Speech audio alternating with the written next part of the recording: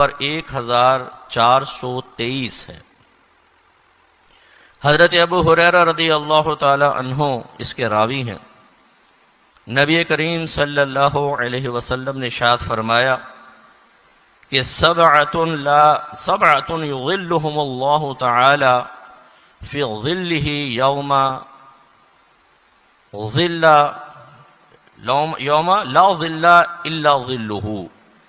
اللہ تعالیٰ بروز قیامت 7 افراد ایسے ہیں کہ جہاں اس کے سائے کے علاوہ کوئی سایہ نہیں ہوگا، اللہ ان کو سایہ عطا فرمائے گا۔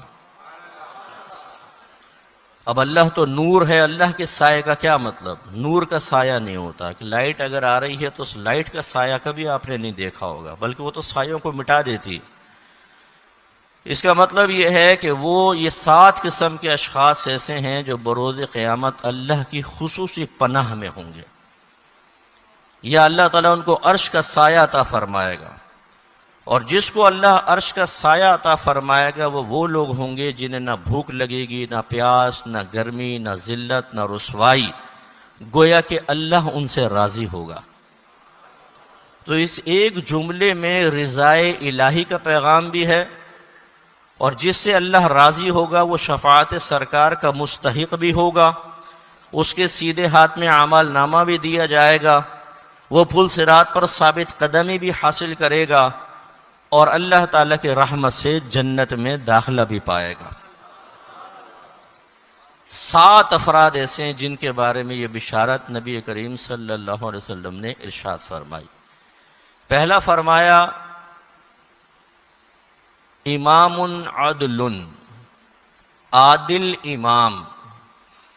امام سے مراد حاکم، یہاں یہ نہیں فرمایا امام عادل، عادل عدل کرنے والا، عدل فرمایا۔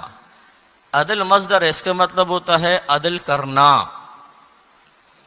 جو اہل علم تشریح فرما ہے، جب خبر مصدر پر مشتمل ہوتی ہے، یہ تھوڑا سا مشکل لفظ ہوگا لیکن مصدر وہ ہوتا ہے جس سے کلمات نکلتے ہیں، اور یہ خبر بننے کی صلاحیت نہیں رکھتا۔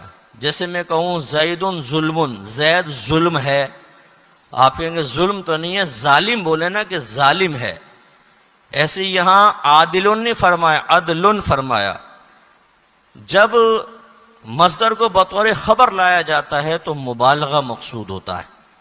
جیسے اگر میں کہوں زید عادل، اس کا مطلب ہوتا ہے زید عادل ہے، لیکن اگر میں کہوں زید عدل تو اس کا مطلب کیا ہوگا؟ زید سر سے لے کر پاؤں تک عدل ہے، عدل میں غرق ہے، مستغرق ہے۔ یہ نبی کریم نے لفظ استعمال فرمایا کہ ایسا حاکم وہ سایہ پائے گا کہ جو سراپا عدل ہوگا۔ اور سراپا عادل کون ہوتا ہے؟ کہ جو اپنی ذات کے ساتھ بھی عدل کرے، اگر قریبی رشتہ دار ہوں ان کے ساتھ بھی عدل کرے، اجنبی ہوں ان کے ساتھ بھی عدل و انصاف سے کام لے۔ تو پہلا تو یہ۔ دوسرا سرکار نے ارشاد فرمایا کہ شاب نشأ فی عبادت اللہ، ایسا نوجوان کہ جو اللہ کی عبادت میں پروان چڑھے۔ آسان الفاظ میں سمجھ لیں کہ جس نے اپنی پوری جوانی اللہ تبارک و تعالیٰ کی عبادت میں صرف کی۔ تیسرا فرمایا وَرَجُلٌ قَلْبُهُ مُعَلَّقٌ فِي الْمَسَاجِدِ، تیسرا وہ شخص جس کا دل اللہ کی مسجدوں کے ساتھ اٹکا ہوا ہو۔ چوتھا سرکار نے ارشاد فرمایا کہ وَرَجُلَانِ تَحَابَّا فِي اللَّهِ اجتمعا علیہ وتفرقا علیہ، 2 ایسے اشخاص کہ جو صرف اللہ تبارک و تعالیٰ کی رضا کی خاطر ایک دوسرے سے محبت رکھتے ہوں، وہ جب جمع ہوں تب بھی اسی اللہ کی محبت پر جمع ہوں، اور جب اگر ان میں جدائی پیدا ہو جائے، تفریق پیدا ہو جائے تو صرف اللہ کی محبت کی وجہ سے ہی پیدا ہو۔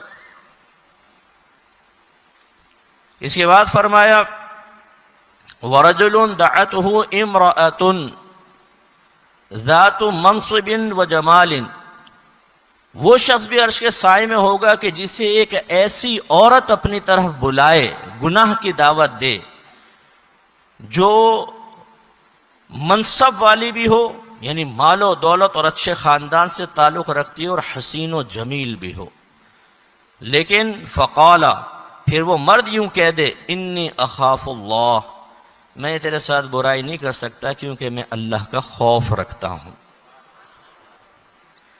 پھر فرمایا وَرَجُلٌ تَصَدَّقَ بِصَدَقَةٍ، اور وہ شخص بھی عرش کے سائے میں ہوگا جو کچھ اللہ کی بارگاہ میں صدقہ کرے، فَأَخْفَاهَا، پھر اسے چھپائے، حَتَّى لَا تَعْلَمَ شِمَالُهُ مَا تُنْفِقُ يَمِينُهُ، یہاں تک کہ اس کے الٹے ہاتھ کو پتہ نہ چلے کہ اس کے سیدھے ہاتھ نے کیا خرچ کیا ہے، یعنی اخلاص کے ساتھ چھپا کر صدقہ کرے۔